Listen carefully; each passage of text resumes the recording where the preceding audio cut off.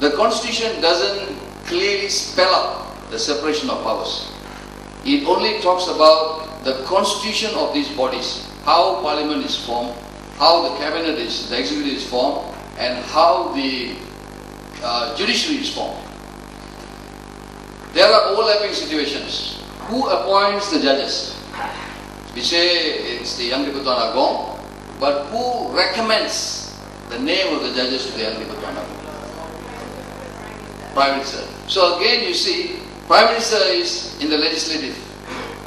So from the very outset, if you have the executive appointing the judiciary, then you cannot come and say like they are very independent, they cannot do anything. Now we can look at a very low level, which I don't want you to think of it, but just to touch on it. Because the Cabinet or the Prime Minister appoints the judiciary, is there influence?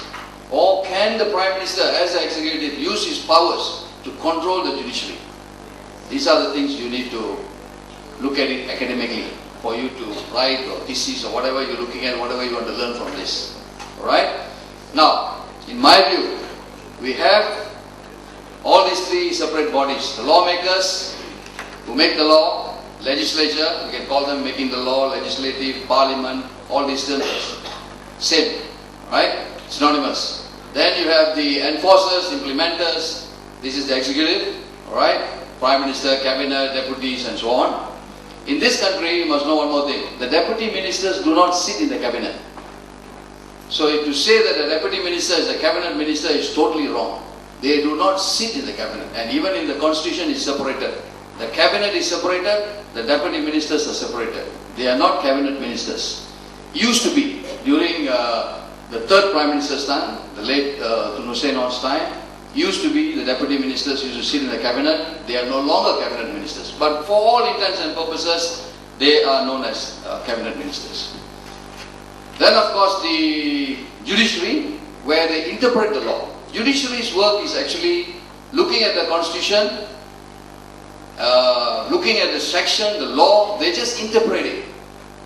They do not make law. They don't make any law, they don't change the law, they don't decide anything favoring any one individual or any one group. They just interpret the law according to the constitution. It has to be fair. That's about it. Now one last point I would like to fair, yeah, I always say to myself, if I'm a judge, after I pass a decision, sentence or decision, how do I satisfy myself? I just would like to ask myself one question. Did I act fairly? Before even I'm going to read out the decision, I want to ask that question to myself. Did I act fairly? If I can answer my question in the yay, then of course, then I have an answer. But this is, of course, there are so many ways of looking at it. I'm not experienced in sitting on the bench, but sitting as a lawyer outside.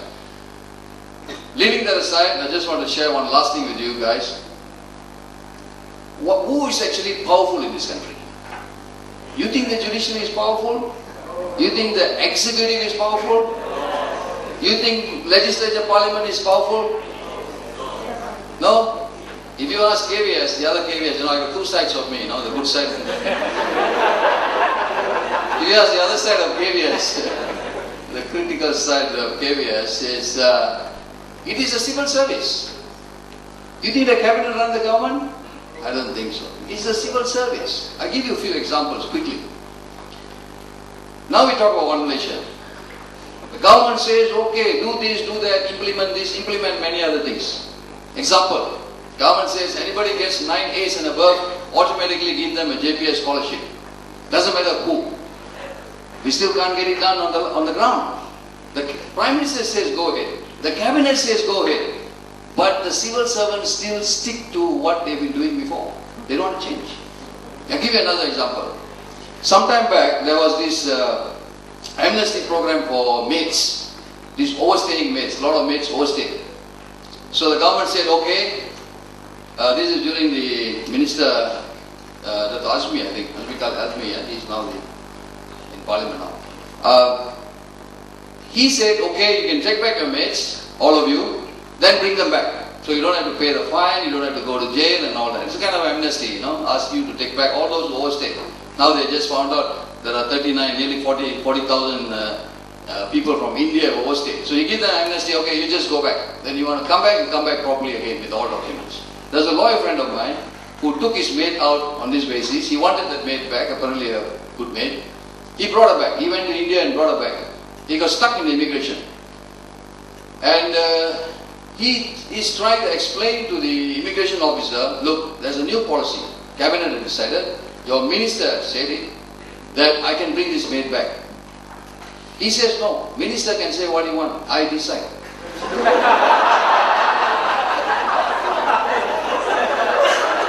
So he was stuck. The lawyer was stuck in Kerala airport, and that maid was put in the cell. They have a small cell there, they detain you, until something like for 16 hours.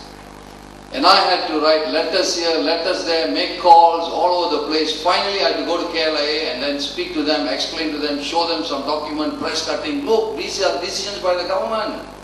What are you guys trying to do? For them, their immediate supervisor must come and say, you can do this. Or one person higher than them must come and say, they did that. If you read further, if you want to know, there are many countries, especially Kerala, the civil servants can just topple the government overnight. So in a sense, this is something I've just diverted a bit, but I'm just telling you, when you talk about powers, do we really have the powers before even we talk about whether we overriding on these powers? So in Malaysia, I think there is a lot of overlapping. Thank you very much.